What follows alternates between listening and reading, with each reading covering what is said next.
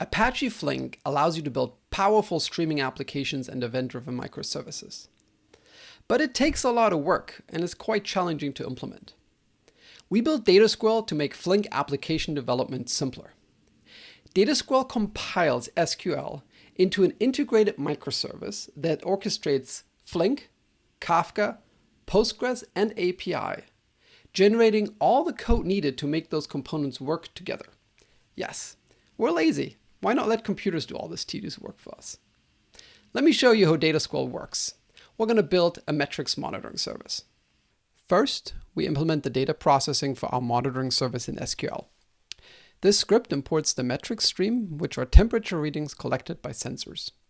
We also import a time function we'll use for aggregation. Then we define 3 tables. The first table smoothes out the readings by taking the average temperature each second. The sensor max temp table computes the maximum temperature for each sensor in the last minute. Finally, we add an alert table for any temperature reading above 50 degrees. This is pretty straightforward SQL to implement the logic of our monitoring service. But wait, you'll say, where is the data coming from? Where is that sensor reading table we imported at the top defined? Great question.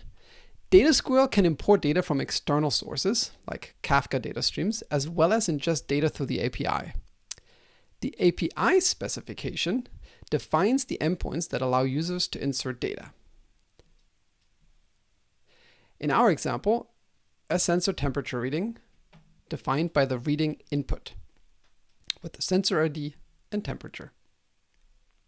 We implement this GraphQL schema to tell DataSQRL what the resulting API of our microservice should look like. It specifies the query endpoints and result types. Note how the tables that we defined in the SQRL script map onto the queries and types we defined in the schema. That's how it all fits together. And don't worry, you don't have to write all of the entire API schema. DataSQRL can generate it from you from the script. Now, DataSQRL compiles the script and GraphQL schema into an integrated microservice. Just a heads up that when you run this command the first time, it'll take a while to download the Docker image, and you'll need to have Docker installed on your machine. DataSQRL produces optimized deployment artifacts for each component of the microservice. You can find them in the deploy folder. There is a script for creating Kafka topics, the Flink jar, the API server jar, and database schema.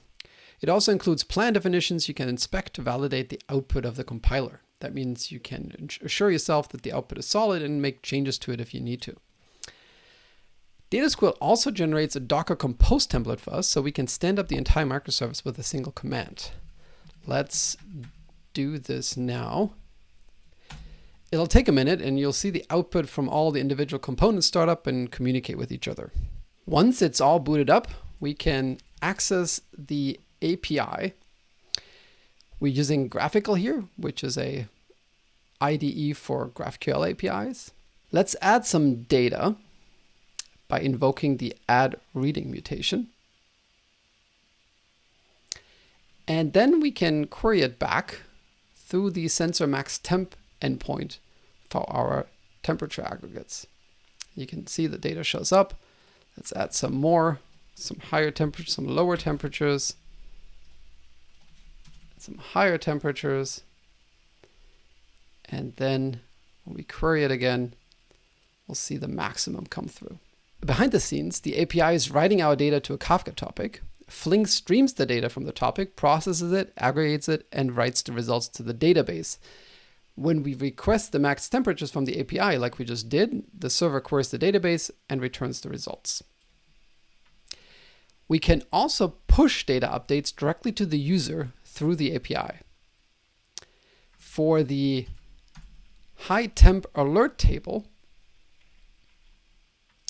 we created a subscription in the GraphQL schema that returns any data that is above our 50-degree temperature limit, so that we can alert the user when a sensor is running too hot. Let's try this out. We set up the simple web page here that listens to the API endpoint and waits for incoming data. There's currently none, so let's add some. We'll add one with a higher than 50-degree reading. And then when we go back, we see that show up immediately. If we do one with a lower one, it should not show up. But if we go all the way to 60 degrees, we should see it immediately on the web page again. Note that this works without having to refresh the web page or doing polling in the background. Subscriptions are pushed directly through the API. Behind the scenes, Flink writes the records for the high temp alert table to a Kafka topic, which the server listens to and notifies all the subscribers. Pretty simple, right? And consider all the work we did not have to do. No data source configuration, Kafka integration, watermark setting, database schema synchronization, index selection, API implementation, and so on and so forth.